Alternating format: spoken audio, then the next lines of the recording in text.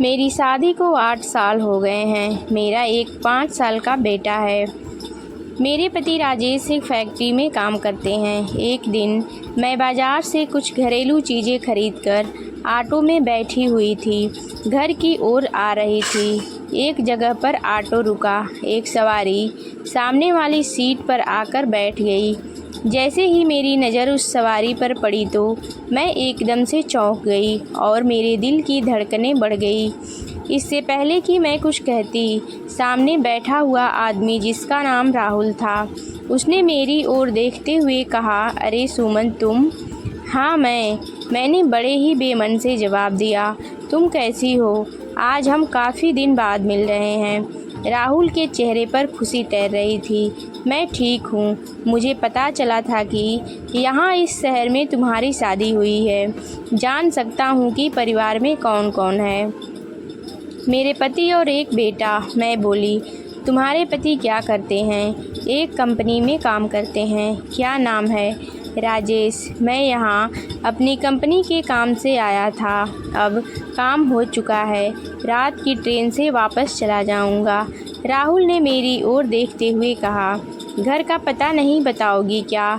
क्या करोगे पता लेकर? मैं कुछ सोचते हुए बोली, कभी तुमसे मिलने आ जाऊँगा। क्या करोगे मिलकर? देखो राहुल, अब मेरी शादी हो चुकी है और मुझे उम्मीद है कि तुमने भी शादी कर ली होगी।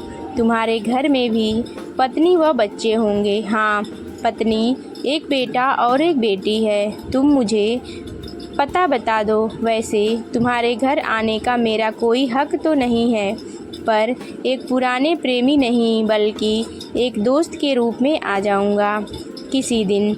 मैंने उसे अपना पता बता दिया। कुछ देर बाद ऑटो रुका। मैं ऑटो से उतरने लगी। सुमन, अब तो रात को मैं वापस जा रहा हूँ, फिर किसी दिन आऊँगा। मैंने कोई जवाब नहीं दिया। घर पहुँचकर मैंने देखा कि मेरा बेटा कमरे में बैठा हुआ स्कूल का काम कर रहा था। मैंने बेटे को खाना खिलाया और उसके बाद कमरे में जाकर लेट गई। मुझको तकरीबन 8 साल पहले की बातें याद आने लगी, जब मैं कॉलेज में पढ़ रही थी। कॉलेज से छुट्टी होने पर मैं एक नौजवान को अपने इंतज़ार में पाती थी। वह राहुल ही था। हम दोनों का प्यार बढ़ने लगा। मैं जान चुकी थी कि राहुल किसी प्राइवेट कंपनी में नौकरी कर रहा है। मेरे पिताजी का अपना कारोबार था। हम दोनों शादी करना चाहते थे, पर मेरे पापा को यह रिश्ता बिल्कुल मंजूर नहीं था। लिहाजा मैंने और राहुल ने घर से भागने की ठान ली। घर से कुछ रुपए व कुछ जेवर लेकर मैं राहुल के साथ मुंबई जाने वाली ट्रेन में बैठ गई थी। वहाँ पहुंचकर हम 15 दिन होटल में रहे। वहाँ मैंने अपना सब कुछ राहुल को सौंप दिया था, लेकिन पता नहीं पुलिस को कैसे पता चल गया और हम दोनों पकड़ लिए गए। मेरे पापा को बुलाया गया। राहुल को पुलिस ने नहीं छोड़ा। नाबालिग लड़की को भगाने के अपराध में जेल भेज दिया गया। पापा को मुझसे बहुत नफ़रत हो गई थी, क्योंकि मैंने कहना नहीं माना था उनका। मैंने आगे पढ़ाई करने को कहा था, पर पापा ने मना कर दिया था और मेरी शादी करने की ठान ली थी। मेरे लिए रिश्ते ढूंढे जाने लगे थे। साल भर इधर उधर धक्के खाने के बाद पापा को एक रिश्ता मिल ही गया था। राजेश एक कंपनी में काम करता था। उसके माँ बाप नहीं थे, वह अकेला ही रहता था। पापा ने राजेश से जब शादी की बात की तो उसे सब सच बता दिया था। राजेश ने सब जानकर भी मना नहीं किया था। मैं शादी करके राजेश के घर गई थी। अब मैं एक बेटे की माँ बन गई थी। एक दिन राजेश ने कहा था, देखो सुमन, मुझे तुम्हारी पिछली ज़िंदगी से कोई मतलब नहीं है। तुम भी वह सब भुला दो। इस घर में आने का मतलब है कि अब तुम्हें एक नई ज़िंदगी शुरू करनी है।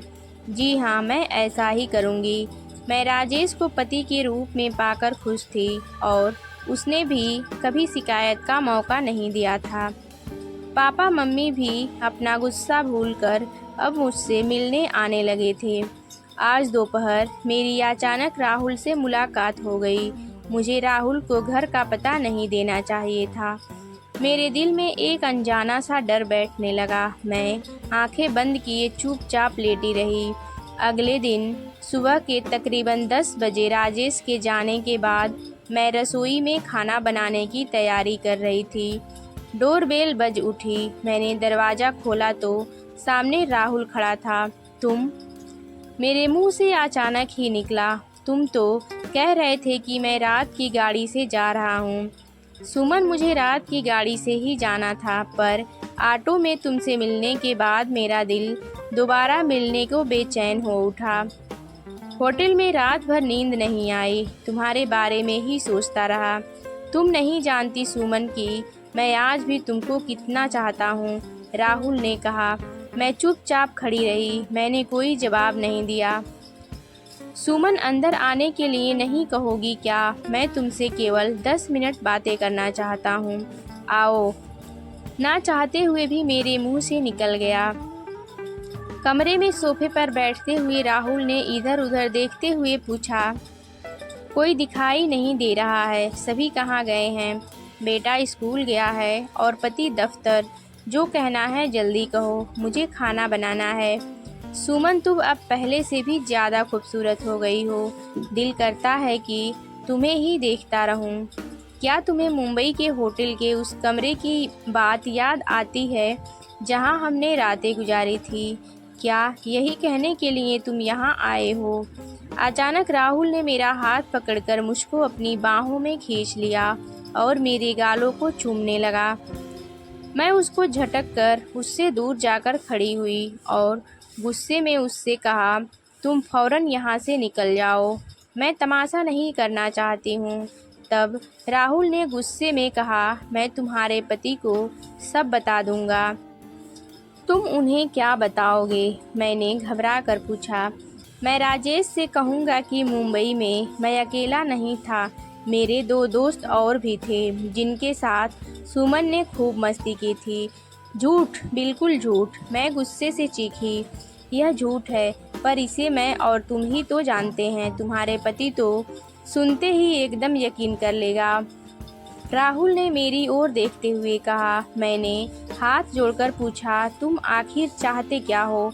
मैं चाहता हूँ कि आज मैं तुम्हारे साथ वही करना चाहता हूँ जो हमारे बीच होटल में हुआ था।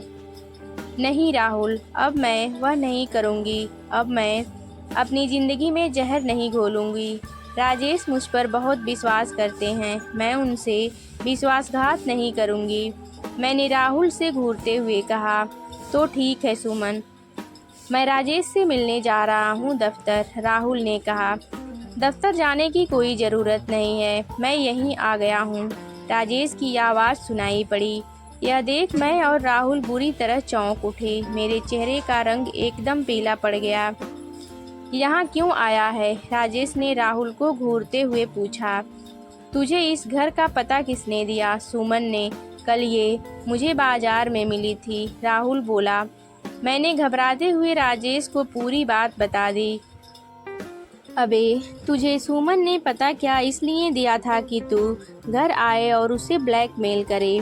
मैंने तुम दोनों की बातें सुन ली है, अब तू यहाँ से दफ़ा हो जा। फिर कभी इस घर में आने की कोशिश की तो पुलिस के हवाले कर दूंगा। राजेश ने राहुल की ओर नफरत से देखते हुए गुस्साई आवाज़ में कहा। राहुल चुपचाप घर से निकल गया। मुझको रुलाई आ गई। मैं सुबकते हुए बोली, मुझे माफ़ कर दो, मुझसे बहुत बड़ी भूल हो गई जो मैंने राहुल को घर का पता दे दिया था। हाँ सुमन, यह तुम्हारी ज़िंदगी की दूसरी भूल है जो तुमने अपने दुश्मन को घर में आने दिया।